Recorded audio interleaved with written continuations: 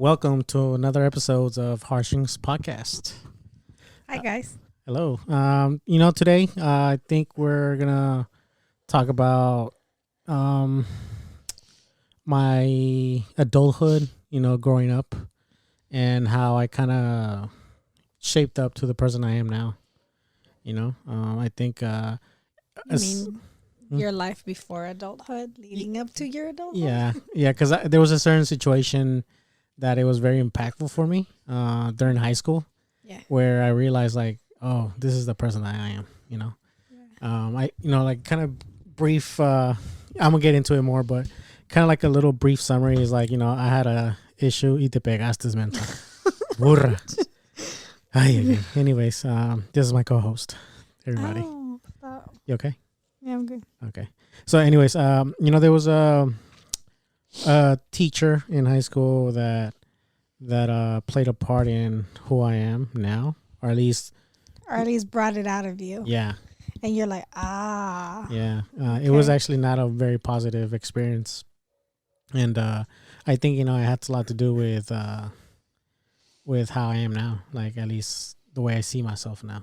Mm-hmm. So yeah, let's talk about I kind of explained in a past episode how I was very academically in tune with school. I was very book smart.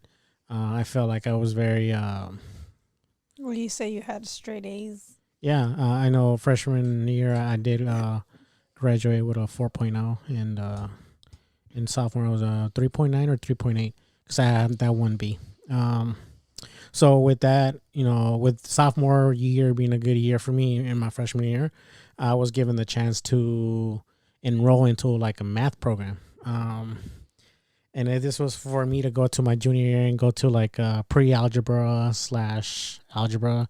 And then that way I can go to my senior year, into a calculus class because I was very smart. At least I like to think so.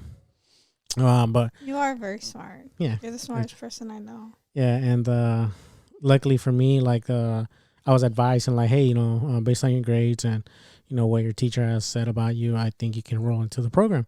You just have to enroll, apply for it. And then, you might get the chance to get into the class. And I did.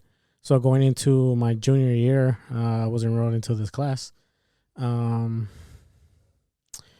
think there was something in the summer that I had to do, in order for me to get into the class.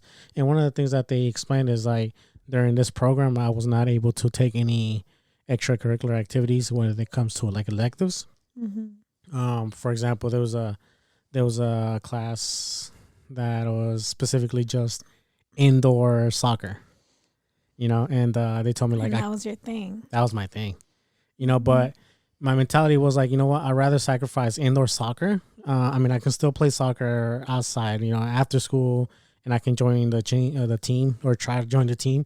So I was it was a sacrifice I was willing to take in order for me to get, higher in academically. So I say, you know what, that's fine, whatever. I enroll into the class. The teacher I'm talking about is Mr. Pfeiffer. So there was friends that we currently have in social media that I believe were in the class. They were in the class with me, and they know who the teacher is, and at first he was cool. I liked him. But then slowly he started not liking the class so much. There was a lot of things. One of the things that first started happening is I started seeing a divide, in between students and other students, where he had his preference of students, the tables that he would hover around more. And it was kind of it was symbolic in a sense, but the students that he leaned towards more, literally set up the front, and then the students that were not so. And he had a choice to sit them up front? I don't think so, but it was just it was just symbolically, it was just the way it was, the way I felt at the time. We were all the way in the back, and he was just, hanging around this little area, right? The front. But I think really things got really bad because I was under the impression that I couldn't join that class, the soccer class, and there was another student in that class that was in the program as I was, and we were talking, just I guess just having a just having a conversation. conversation, and I think I mentioned it, like, like I wanted to join the indoor soccer class, but I couldn't because we're in this class, and he expressed to me like, hey, I got that class, like I go here, like wait, so you go to this class and then go to the indoor soccer? He's like, yeah, oh, like what the hell? Like I thought you couldn't. He's like, no, no, you just asked. I asked him, and he said okay, and he signed the paper, and I was able to get the class. So I was like, oh, okay, well, after class, I'm gonna go ask him. And after class it was over, I went up to him and I told him, hey, I'm actually really interested in this class, and I was under the impression that I couldn't, but I know that another student was, so I was kind of wondering if I could take a part of the class, and he just said no. He said no, and I was like, okay, I kind of let it go. I was like, okay, well, that's fine, and I insisted, like maybe the next day I went up to him like, hey, so I know we had the conversation, but I really want to take part of the class. That's something I want to do. I enjoy doing that, so I kind of want to take part of the class. And he just blankly say no. And I asked him like, well, why is it that this other student can and I can't? It's like, we're on the same, program. And he kind of just blankly said like, well, it's because academically he can afford it. Like he can take that because, there won't be a distraction. But the way he said it is like, academically, he's smarter, he has better grades, he can do that because he won't slack off. Like, but you don't know me. Like, I mean, I'm sure my transcript. You should know that I had a 4.0 on freshman year and a 3.9 my sophomore year, or 3.8 or 3.7, whatever it was. So I was kind of puzzled. I was confused. Like, what the hell? That's kind of messed up. But I was like, whatever, that's fine. Um, and I actually let it go after that third conversation I had with him. I kind of let it go, and just the way that he was conducting his class, I was already feeling left out. That conversation after that was kind of like, like that's kind of messed up for him to say something like that to me when I was actually very book smart. I was very smart, and I did my work. I just started disliking the way he was conducting his So class. where do you think that he was making that assumption about you? It had a lot to do with my parents, honestly. I do feel like he didn't give me a chance because of the way I was, appearance. Like, What was your appearance like? back in high school, the Diz Nation, hyphy, baggy pants, What were they tall called? The tees, jabos? the jabots, and the white tees, tall tees. The I dressed dresses? like that. I had hats With on, the grill? with the grill, bro. I really did have the grill, but I think he kind of like he stereotyped me, Yeah. and he was like, he can afford it. Looking at me like he can afford to go to that class. I don't think you can. Kind of like that. So I was like, fuck, that's Kind of like you don't look like you're, you know, en español es aplicado or yeah, whatever. aplicado. Yeah, so it's like, but he didn't know that I had to work over the summers with my dad in a hot summer in Orinda or Moraga, working in construction to, buy the clothes that I had. But I mean, that's besides the point. The point was like, he kind of judged me based on how I looked. I mean, and I might be wrong, but the way that I looked at it, like I look at it now, is like there was no other reason why he wouldn't, why he would say that, because my transcript, spoke for itself. I enrolled to the program for a reason. So yeah, so I was like, I thought it was messed up, but I let it go, and surprisingly for someone my age around that time, I felt like I took it very professional, like very like mature with him, because I went back with him maybe like a week later, after like the third conversation I had with him, I went back to him like, what, I know you said no, but I kind of really want to go into the class. Is there anything else that I can do? And I was very mature for my age. Someone like that, he said, no, there really isn't. There's no way that you can, that you can attend this class and that class. So I said, okay. I said to myself, fine. The next day, early in the morning, I remember I got up early in the morning. I went to school before school started, and I went to my counselor. And I told them, you know what, I want to get a transfer. Like I kind of want to get a transfer from this class to a regular pre-algebra class, or algebra B, or whatever it was back then. And then I went and enrolled to this class, and the counselor said, yeah, perfect, that's fine. She signed the papers. Okay, now you gotta give this to your teacher, your math teacher, Mr. Pfeiffer. He has to sign off for it before I can enroll you into a different class. So I went up to him and I gave him the form, and he's like, I'm not gonna sign that. I'm like, well, you're telling me I can't join the soccer class, because I'm in this class, and I'm just telling you, okay, I respect that, but I need to get out of the class. And he said no. So I was like, I walked away like, fuck, for real. And I was like kind of like bummed out. I was more bummed out that he didn't want to sign it. And I went the next day, like, you know what? Like, I really don't want to be a part of this class. Like, I know you don't want me to, you know, to join the soccer class, but I literally spoke to him 6 times, 3 times telling him like, hey, please give me, you know, let me get a chance and go to the soccer class. And I spoke 3 more times after that with him be saying like, give me my transfer. And I went up to him the second time, like, I need my transfer. Here's my transcript. Just sign it off so I can leave. And then I went the third time and I told him the same thing. Like, you know what? At this point, I was kind of like, I already gave up. You know, I was no longer like, you know, I wasn't trying to like fight with him. Playing nice anymore. I wasn't. And I told him, like, you know what? I really want my transfer. Like, I don't want to be a part of this class. I really want to get out. I just want to get out of the class. You know, I really don't want to be a part of it. And he says like, no, I'm not going to sign it for you. You're going to stay the rest of the year and you're going to stick it out. I'm like, and that's where I was like, you know what? If you don't sign this form for me, I'm going to give you hell. Like, I'm going to make sure that each and every day that I come to this class, I'm going to make hell for you and everybody in this class. You know, if you don't sign it, this is what I'm telling you that I'm going to do. And he didn't sign it. And that's exactly what I did.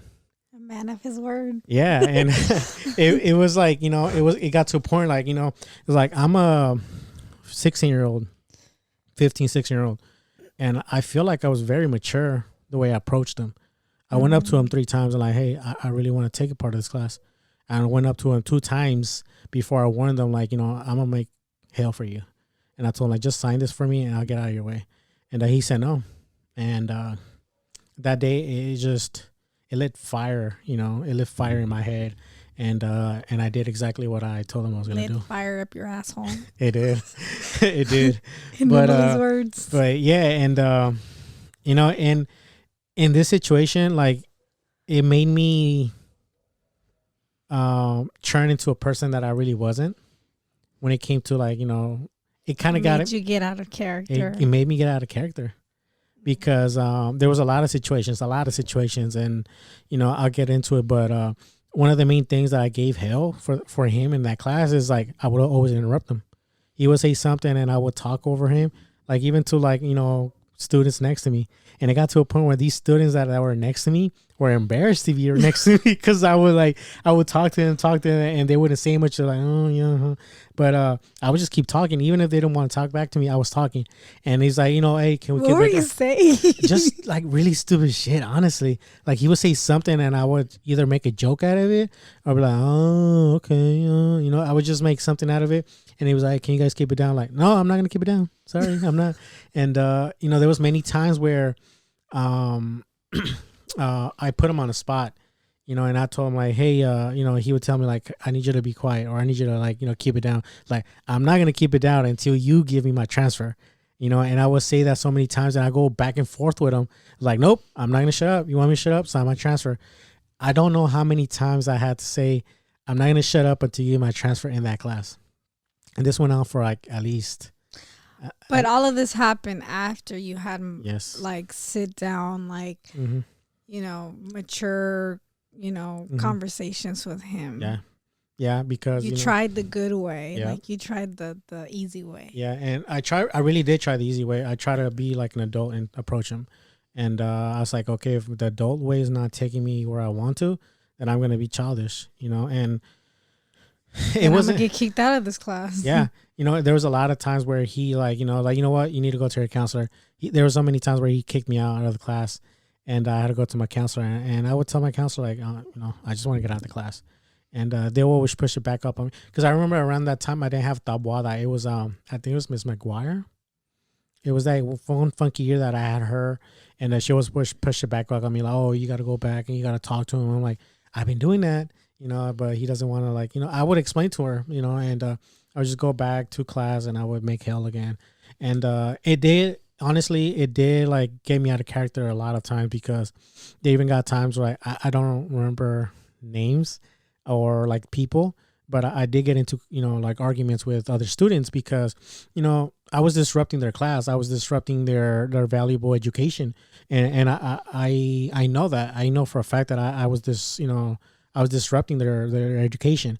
And I got into it with maybe one or two students where they go back and forth with me, kind of like saying like, because they were frustrated at this point. Like most of the students there, they knew if I was there, it was gonna be a fucked up day, a fucked up class, fucked up period. And they would like just tell me like, shut up. I'm like, I'm not gonna shut up until he signs my my release form. And I would do that because it would add pressure to him to finally, maybe one day he'll give me my transfer sheet. And I remember this. I can't really remember who it was, but I went back and forth with the student, which is like, they were like, can you just please shut up? I'm like, no, I'm not going to shut up. Even if you ask me nicely, I'm not going to shut up. And they were like, I didn't ask you. I'm telling you to be quiet. Like, no, you asked me because you said please. So, although you said please, I'm not going to shut up. I'm going to keep talking until he signs my release form. And went back and forth for like months. And it made me get out of character. I'm gonna keep saying that because I did so many things that like, this is not me.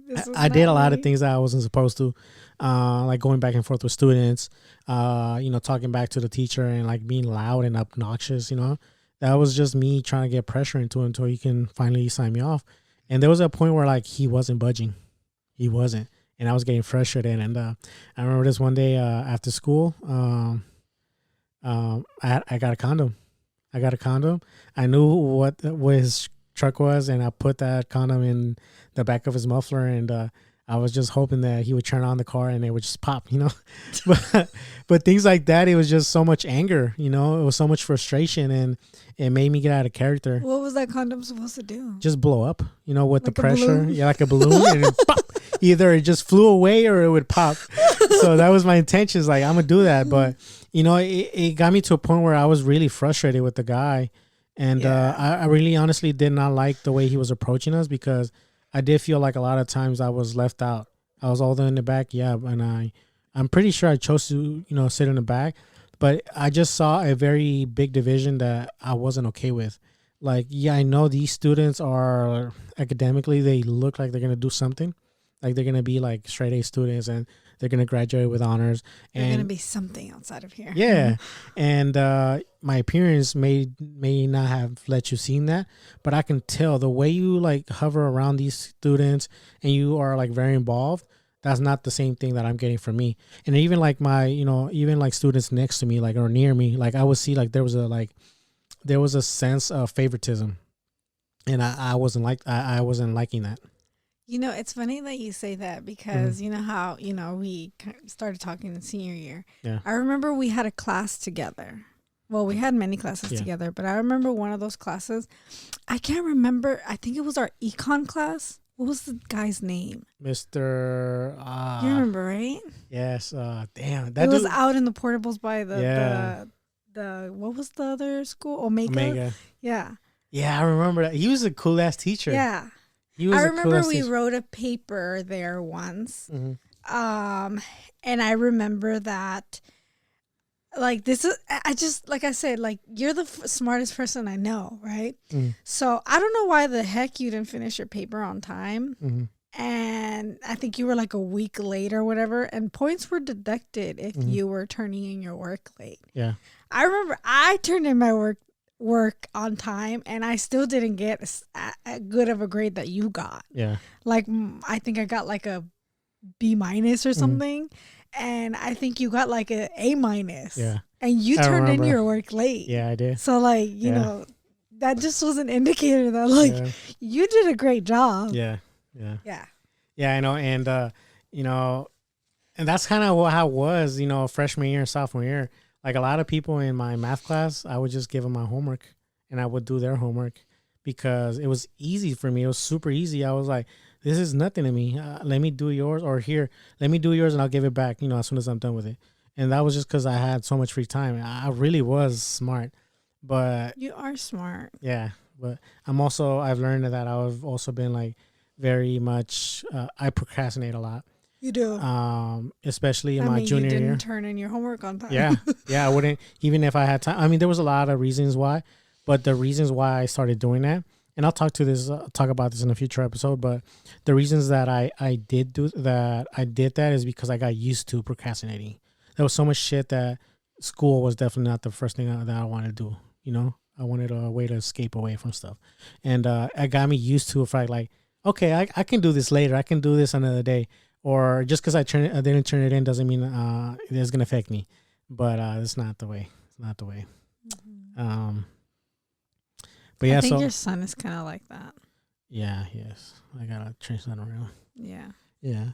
But with this going back to this class with Mr. Pfeiffer, I kept going back and forth, and I know tensions were high.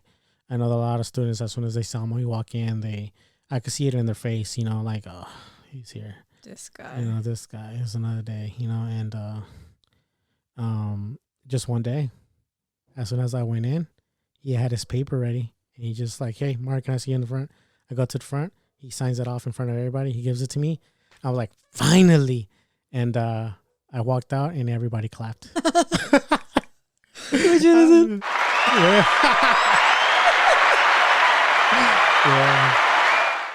Yeah. So everybody clapped, yo. It was a relieving moment, honestly. That same day, I got out of class. I'm not gonna lie. It was beginning of the class. I got my sheet. I went to my counselor. She signed me off.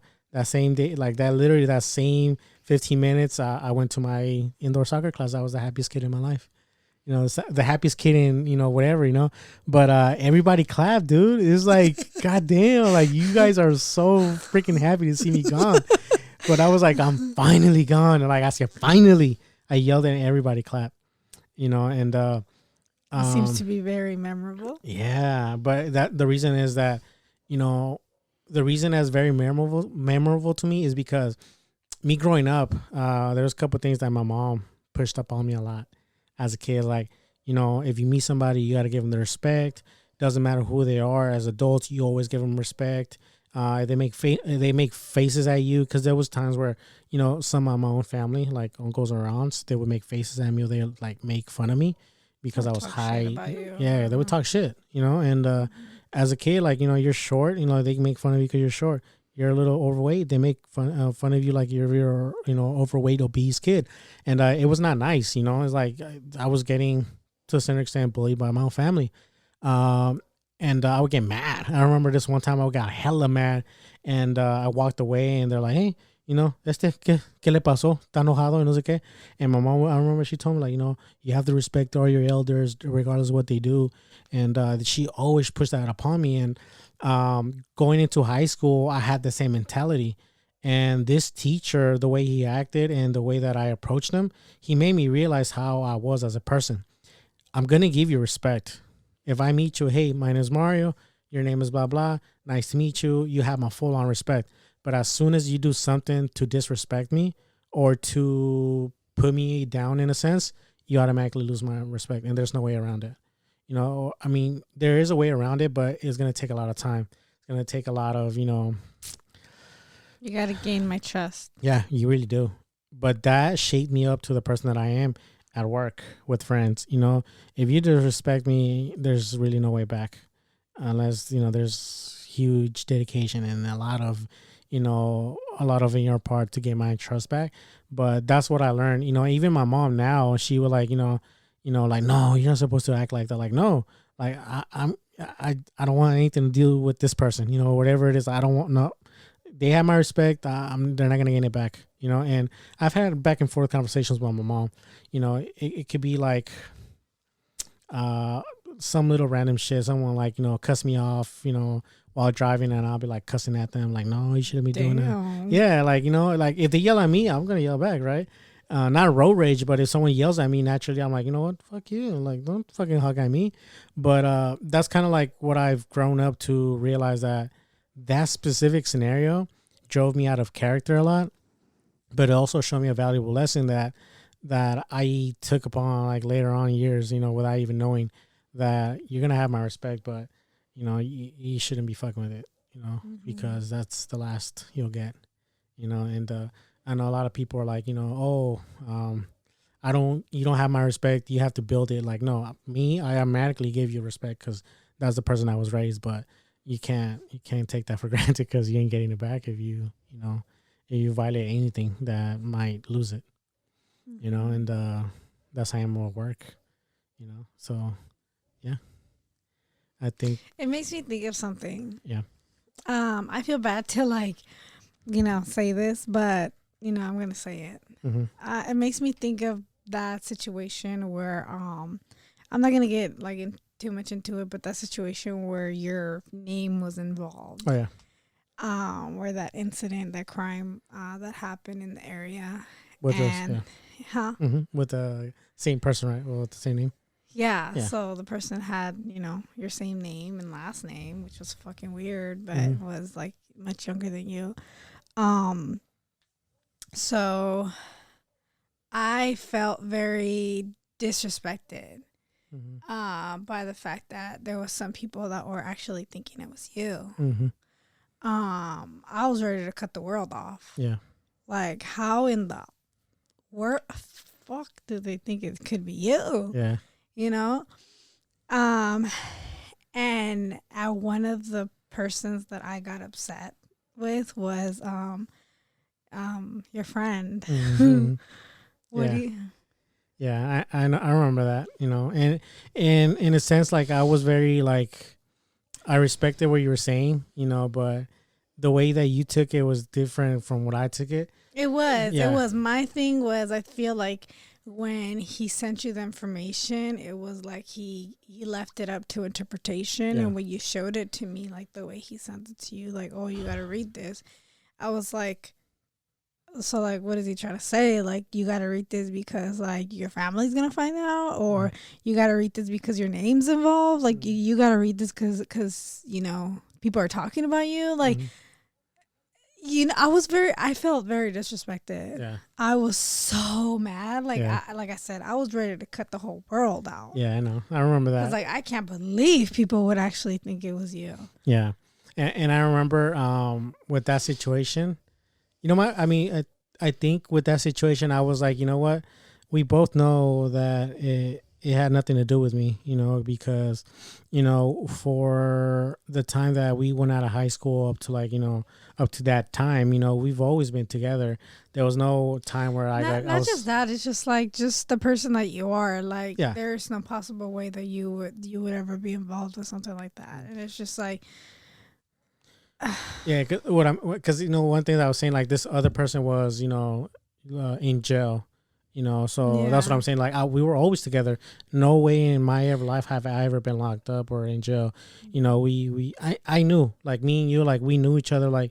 I looked at you oh, this is not me. It's another Mario, and the way that I approached it, the way I took it is I don't need to explain myself. Why would I need to explain to myself to other people? But that's the thing. The way that the story was kind of put out there, it was focusing on one specific person. Yeah, it was focusing on a different guy, and you your name was the other two guys were just kind of, the names were just thrown in there vaguely, right? Yeah, and it's just it wasn't too the way that I read it too was it wasn't too much clarification. Yeah. So that was the thing where I'm I can see I guess why people would straight up assume, but for I give it to people that know nothing about you. Yeah. Straight up assume oh, just know you by name and oh, it has to be right.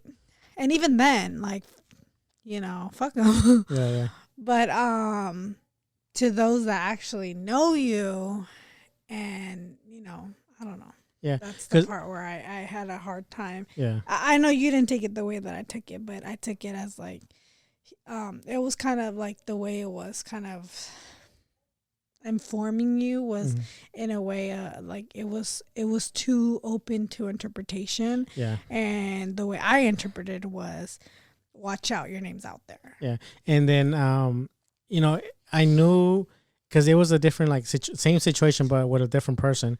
They kind of made a joke, like, hey, and you're like, what are they trying to say? Hell no! What are they no. trying to like, chill? Like, I they're was just pissed. playing. Yeah. So I knew that time it was very stressful. At first day we saw that, like, we actually read the article, like, it's okay. But then, maybe a couple of days started buying, it's fine. And then you started hearing things. Yeah, and then that's when it escalated, like, from 0 to 100, like, real quick. And that's where I was at work, and you told me, like, I think you sent me a text. Yeah. And, like, you know what? I don't want to get into it too much, but like, with the whole... It's kind of like, it's kind of like, kind of relevant to this in a sense. Because, after that, I just got out and, like, I told you, like, you know what? I'm on my way. Like, we got to nip this in the butt, and we contacted the person, and a couple of days later, they replied back, and the person that wasn't the person that had posted it, she's like, oh, I'm sorry, I didn't reply back. I just, your name, I thought it was the other guy. Yeah. So I didn't bother opening it. And I was like, you know what, that's fine. I respect it. I think it was like not after, like, you messaged her and my sister was getting involved. Yeah, so it was a lot. And then there's other people asking about if it was me. So she started getting, like, multiple people, like, messaging her and saying, like, hey, is this guy? Is this him? And of course, people were saying no. She was saying no to them, of course, But it got to rumors were already being spread, and this is kind of where I was by certain people, to the point where, like, they bothered to spread the rumor, but they never bothered to circle back and clear the rumor. Exactly, and this is where I said, like, I gotta nip this in the butt, because you're right. Like, if you have, like, a Mario from kind of a similar age, I'm a little older. I'm actually a lot older. But technically, I have that young face, I'm still the baby face. I still got the baby face. But, with the same demographic, Mario Leal. I mean, how many Mars Leals are you going to know? It's like...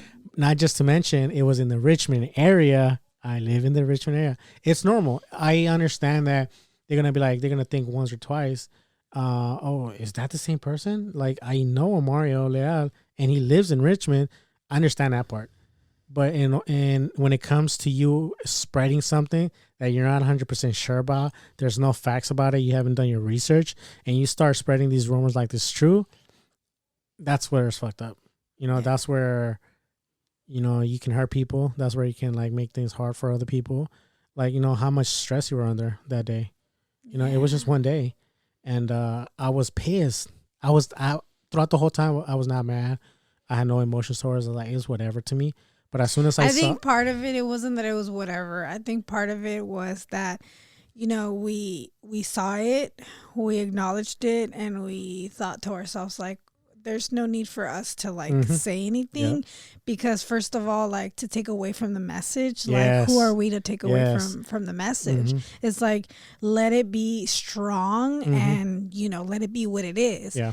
But then it started getting to a point where, the rumors started surfacing, and I started getting wind of that, and that was shitty. Yeah, because the day we found out that the whole story, I think it was either me or you that brought it, like, should we message the person just so maybe, like, we can try to clear my name before people start talking. And I was like, no, like, what, just let it be. I don't want to, like, start something that is not even going to happen, because the message is more important than to me, like, try to, like, hey, it wasn't this guy, to me, that was more important, especially with someone like, that goes through something like that. It's like, it takes guts. It takes strength. I saw the way you kind of experienced your thing, and it took a lot of strength to you say, like, this is kind of what's happening. And it takes a lot of, courage to do that. So I was like, I don't want to fuck with that. I really don't. Like, I want the message to be as strong as possible. I want the message to not be even diverted from the actual message, and let it just focus on that. That was our initial plan. It's like, don't mess with it. Just let it be. Yeah. And, but that's where, people. And we both kind of came to the agreement, like, we're going to leave it alone. Yeah. And then, like you said, it's like when people started spreading, like, oh, it's this Mario, like, for sure. Yeah. It was like, what the fuck? And then, Yeah. Yeah, because, it got to a point where, like, it got to a point where we were thinking, like, if we don't put a stop to this, it's going to get to my job. Mm-hmm. And then I'm going to be like, hey, so I just heard that Mario did this and I'm getting called to HR. Of course, there's nothing happened. So, I mean, I don't have nothing to hide. I had nothing to, like, be like, oh, I'm nervous. Like, no, tell them the story. I was just kind of afraid of, like accusations or something. Yeah. Like, Yeah. So, and that's where, that's kind of what was another concern, that it was going to get to my job, because it started kind of lingering towards that direction, like it started getting to kind of heading that way. I'm like, okay, yeah, we gotta do something, gotta stop it.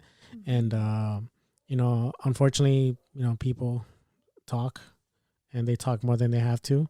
And way more than they have to. A lot. Y'all gotta shut. Yeah, and not just that, like, honestly, like, it's one thing to spread a rumor, and then finally get the facts straight, and then ignore the fact that you spread a rumor and not even try to fix it. Yeah, that's what I meant. Or like I said that earlier. Like, they went through the trouble of, starting shit up, and then didn't bother to come back and clear it up. Like, hey, actually, I found out that it wasn't this person.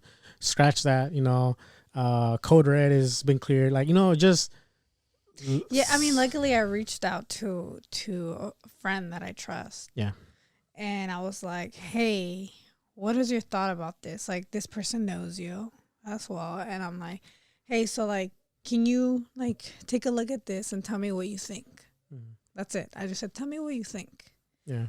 And they call, I think she called me, or, and then she kind of told me, like, oh, I didn't want to say anything because, like, I personally didn't, like, believe it. She's like, but this stuff it's kind of going around that it is Mario. And I was like, are you serious? Mm-hmm. Like, that's when it happened, when I text you, and it's just like, that's kind of when, like, it just, like, sunk in, like, like, this could really, like, hurt you. Yeah. It's like you had a big rock boulder just fall on your shoulders, and it was just, weighing on you. Yeah. And it was. I would say like a bucket of cold water, but, I mean, trying to kill me over here with a rock. I mean, it was like, it was heavy. It was heavy on you. Yeah. And I remember when this happened, you got the call, you text me. I literally, what, fuck it. I'm going to leave work and I'm going to handle this. By the time I got home, you were like, you already got the whole thing, like the whole scenario. And I was like, okay. You know what? I'll be back. Let me go take a ride. Let me go drive around, and we're gonna clear this out. Because we have to stop it. Luckily for this, the girl that posted this was pretty nice enough to, like, put my profile picture out there and be like, this is not the guy. Please don't make assumptions. Don't make assumptions. Don't message him. Don't do nothing. Just, that's not him. It's a different one. And kind of like what she said, like, this one was a lot younger. He, whatever. Yeah. So it was like, she called me a man too. Like, damn, I feel old. You are a man. I know. But, it was an unfortunate situation to be in. But, yeah, just, how did we get here? Well, disrespect, because you felt disrespected. I felt disrespected for you. Like, I was ready to be like, everybody can just go to hell. Yeah. But you talked me out of it. Yeah. I know. You did. You talked me out of it, because I was just. You were getting ready to blow. Honestly, I was, and I was more concerned in that scenario. Is like, yes, it was my name that was being thrown out, but I was mostly disrespected the fact that they had put you in that scenario, where my name was being like. Yeah. My name was in the mix. Like, oh, what's Graciela gonna think when she finds out? Yeah. Like, that was said. Yeah. And it's like, you want to know what Graciela's gonna think? But yeah, so and come talk to me. Like, look for me. I'll let you know. Come see me. I'll tell you. But and that's like, usually with the type of person that I am, like, you know what? You want to talk shit about me? Talk shit about. Talk as much shit as you want from me. I don't give a fuck. You don't pay my bills. I don't pay your bills. I don't owe you anything. You can do whatever you want. Talk shit. But when it comes to when that changes and it starts affecting the people around me, then that's when I have a problem. Because you could have done all you wanted to do with my name, just throw it out there, like, hasta chaparro y gordo y feo. That's cool, right? Do what you want to do. That's your opinion. That's fine. But when you start mixing, so that's not what Graciela says. Maybe she does. I don't know. El chiquito. But when they start saying, Mario está chiquito, gordo y feo, y Graciela está mensa por estar con él, then that's different because now they're involving you, like, it's like, okay, you can talk shit about me, but don't involve my family. As soon as you start involving my family, then that's when I might have a problem, and that's kind of like who I am. Don't mess with people around me, people that I really care about. Because if it's like someone like, if you're listening to this, my sister, I don't care. Do whatever you want. I just play. But that is kind of like that's when you do that, then that's where I feel disrespected. Like, you can talk shit about me, like, I don't care. But if you disrespect or you say anything about my family, then that's where I feel disrespected. And luckily for me, I learned these things about myself early on, in my teenage years. Thanks to Mr. Pfeiffer, I learned a lot of these things, thanks to him. Shout out. Yeah, if you still, and I'll be honest with you, he was a good teacher. Mm-hmm. I just didn't like his teaching style and his favoritism. It just didn't, it wasn't a good match for you. No. Mm-hmm. That's acceptable. Yeah. Like, that's reasonable. And one of the things that I still up to date, I kind of scratch my head is like, why didn't you just give me the transfer?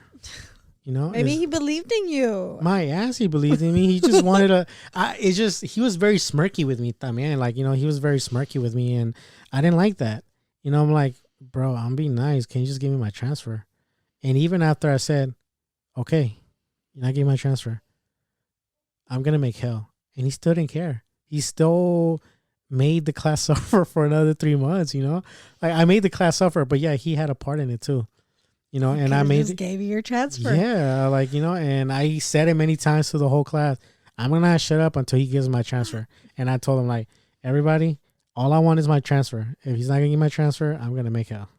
So if you want to, you're on the wonder why I'm acting like this, now talk to him. And, I was just me. And, like, we talked about this the other day, how you said that, like, the reason why your parents didn't get involved was because, like, there was a language barrier. Oh, yeah. Yeah. It's not like I could have been like, hey, mom or dad, can you guys talk to my teacher because, I want to get out of class and, he's not letting me and I don't want to, I couldn't do that. During the time, my mom and my dad, I believe we were living in Oakland, and I was commuting from Oakland, every morning. Had to wake up at 4:30 in the morning, get ready. By 5:30, we already had to get the bus to go to downtown Oakland. And then downtown Oakland, we get a transfer to 72R that takes us all the way to CC College. From there, we would walk, So she was already, like, living all the way in Oakland. My mom has no understanding in English. She doesn't understand it. I mean, during that point, she didn't really understand. She knows a little bit more, but at that time, she didn't understand nothing. She did not know how to speak it. My dad was. I mean, she kind of has to because her grandkids. Now her grandkids, yeah, right, yeah. So it's true. Speak a lot of Spanish. Yeah. So, yeah. Now she's learning. Like, now she asks me, "Oh, how do you say this?" Like, "Oh, you say it like this." Like, she learned. And then my dad's a construction worker, so he would, like, do 12 to 16-hour shifts, like, on a day. So why am I gonna bother him? And there was really nobody that could help me out. I was turning into my actual teacher, and he was like, nope, I'm not going to sign it for you. I was going to my counselor, and he's like, you got to talk to your teacher, the person that wasn't trying to help me. So who else was I going to go to? I couldn't go with my parents because the language barrier. And that's part of, like, being a Latino, Mexican, Salvadoran, or, Latino, Hispanic parent that has that language barrier. It's hard on them because they can't be involved as much. Like, yeah, you can have translators, but when it's like, in reality, it was a small issue. I know if it was a bigger issue, like I got suspended or I got into a fight, it'd be a lot different. because there's like a more serious conversation where more people are involved and they're more willing to help. But if you have a kid that's disrupting the class, it's not really an importance, right? It's not something like, oh, we have to like take care of. Like, no, it wasn't like that. And, you know, it was hard for my parents and it was hard for me to like communicate that to them. So I was like, you just handled it. I had to handle it my own way. I had to handle it the only way I knew, by making hell for you. And I did. And I got what I got what I wanted at the end of the day. You know, I was like, all right, see you. I'll be in soccer if you need me. You know, like I'll be playing indoor. You know, if you ever need some tips, I'll be over there. But yeah, you know, I think years later, I finally realized, because of this person, it made me who I am, or not made me who I am. It showed me who I was when it came to respect. It came to show me, like, you know, like, I respect you as soon as I meet you. Like, you know, nice to meet you. You got my full respect, 100%. Not 85%, not 90%, full 100%. You have my respect. But as soon as I start seeing shit that's not okay, you're gonna lose that, and you can't get it back unless you really want it. You know, I disrespectfully respect you all the time. Yeah, I know. Anyone. And I love it.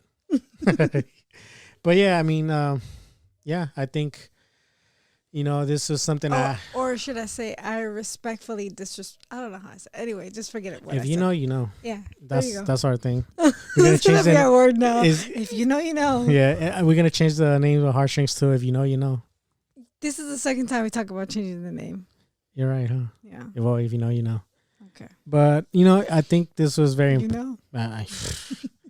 I think it was very impactful for me. You know, and it was just something that was kind of like. It was actually the day I told you about this is the day I realized that's how I knew who I was. I just remembered the whole scenario, you know, and I thought about it like it's because of him I realized who I was, you know, and in a way I have to say thanks, you know, because I am who I am, you know, and I learned who I was, but I also learned that. That people can discriminate you or have a biased opinion or, you know, stereotype you for, you know, your appearance. For my appearance, you know. And that's kind of how it was. Like, you know, back then it was the baggy pants and the big shirts and the hat. You know, later on when I was a little older, it was my appearance with tattoos. You know, I know when I was working at McDonald's, there was a time where, like, you know what, maybe I should get a second job, you know, a little extra income won't hurt, you know. And back then we didn't have kids, we didn't have Aiden, so we had a little more time. And then I went to an interview, and I had 5 years experience around that time, and you know, I was a manager. I had a lot of responsibilities, and my resume was pretty impressive, but I was also young. And I went to the Pollo Loco that had just opened. Well, we probably already had Aiden. No. Maybe I think actually no. It was less than that. It was probably like 3 years. I remember I was going for 3 years. You know what? We did have Aiden. We did have Aiden. Yes, we did have Aiden. Yeah, because you started working at 18 and we had Aiden at 20. So you're right. Even if you're talking about. And I remember, yes, we had Aiden, and not to mention that I had came back to Gilman around that time. Mm-hmm. I had came back to Gilman because I was at Shattuck and I came back to Gilman. So yes, we had Aiden. Now that I think about it. But anyways, we did kind of need more money, and like, fuck it, let's go. And I had the interview, and I sat down with the person, and as soon as she sat down, it was a lady. As soon as she sat down with me, I can automatically feel it that she did not like me as a candidate. I remember just by your appearance, just by my appearance, because I had tattoos, and because I was young.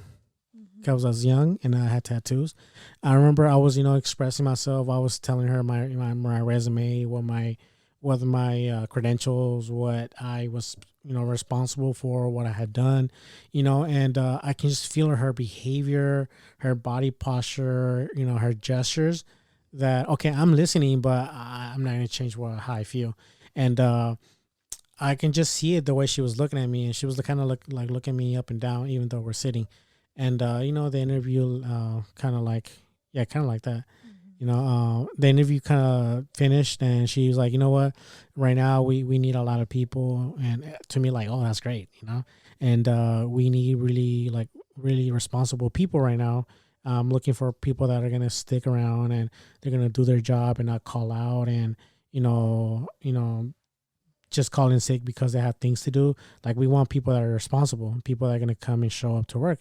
And like, oh yeah, of course, I understand, and she's like, and then I know that you have a second job, you have another job, and that can be, that can get in the way, and like, with most, she said, like, the way she said it, like, with most, kids these days, you guys are always calling out and just not showing up because you have things to do, and that's not what we're looking for. If I was to hire you, I can already see that this is gonna happen. So we're just gonna have to look somewhere else. I'm like, for real? Like, and throughout this whole time, I was like, she saw me, and I had a hint, I had a feeling that she was already judging me just by sitting down. Like, she didn't know that before that interview, I had never called out. I had not missed a shift in my day in life. She just judged me because the way I looked, because I was young. She stereotyped me, and I was like, fuck, that's fucked up. And I walked out like, that's so messed up. But I said to myself, like, I also said, like, you know what? It's a good thing that it happened, because if she would have hired me, she already had that stereotype. She would have treated me like, like shit when I was actually hired on there. And I went on. I kept I kept working at McDonald's. I eventually got a assistant manager position, and then a store manager position there, and then I moved out. I moved somewhere else for bigger, better things. But in a sense, like, in my own way, I showed her that I wasn't like that. Even up to like years later, they never called out. I never had a vacation until like I was literally like 3 jobs in. Years later, I finally had a vacation day because they forced me to have vacation when I was at Target. But it was messed up. Like, you don't know me. You have my paperwork. This is who I am. But you decided to judge me based on my appearance and my age, and that was messed up. And that's kind of the same thing what happened with my teacher. I just felt like I was judged. But at the end of the day, it is what it is. I don't let things like that get to me. I take those as learning lessons and things that I can take from it, and at times with that lady, I took it as encouragement to prove them wrong. Even if they didn't see the result, I knew that I was going to walk away, proving them wrong regardless. I'm going to go take my talent somewhere else. Yeah, like, you're going to miss on a good employee. Honestly, that's what it was. Like, you're not going to hire me, that's cool.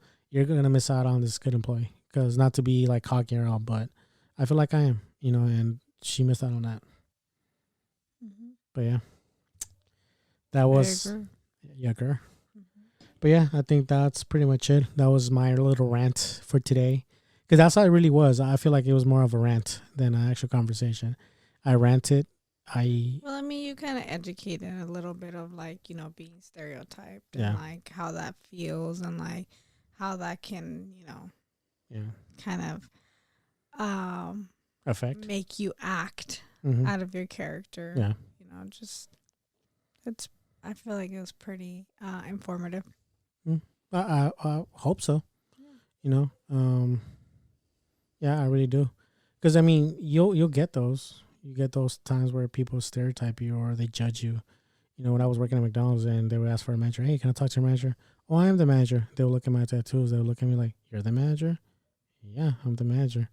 You don't look like a manager. Yeah, like, what am I supposed to look like? A clown? But because Ronald McDonald, exactly. That's what I'm not, because managers are clowns, because of where I was working. But yeah, I mean, you got little things like that, and you just kind of have to like brush it off. Yeah. But sometimes it's more impactful with other scenarios, and I think in a sense, someone out there has to be stereotyped one way or another, or judged one way or another, just by your appearance or the way you laugh or the way you look. Anything. It could be the way you breathe. Shit. But yeah, I think it's normal, but sometimes it's just more impactful. And yeah, I hope someone got something from it. and have a little laugh here and there, because as a kid you make hell for people and they clap for you when you leave class. That's hilarious, bro. Like like you walk out and and they're like, God dang, you fucking assholes, man. I thought you were on my side. I thought we were friends. Because I made them laugh from time to time. It's like, I made you laugh for all that, and you're clapping that I'm leaving, like ungrateful bastards. just playing, guys. But it's a good laugh and good, hopefully good, educational wise. Yeah, that's good. Yep. All right, guys. Thank you for tuning in. My little rants.